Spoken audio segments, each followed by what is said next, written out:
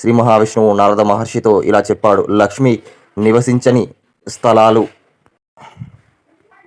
శంఖధ్వని వినిపించని చోట, తులసి పూజ చేయని చోట, శంకరుని అర్చించని చోట, అతిథులకు భోజన సత్కారాలు చేయని చోట, ఇల్లు కలగా ఉంచుకోని చోట, ఇల్లాలు ఎప్పుడు కంటతడి పెడుతున్న చోట, విష్ణువును ఆరాధించకుండా ఉన్న చోట, ఏకాదశి మరియు జన్మాష్టమి, శ్రీకృష్ణ జన్మాష్టమి రోజుల్లో భోజనం చేసేవారి ఇంట లక్ష్మీదేవి నివసించదు అని చెప్పాడు. అనవసరంగా గడ్డి పరకలను తెంచి చెట్లను కూలగొట్టిన వారికి లక్ష్మీ కటాక్షము కలగదు.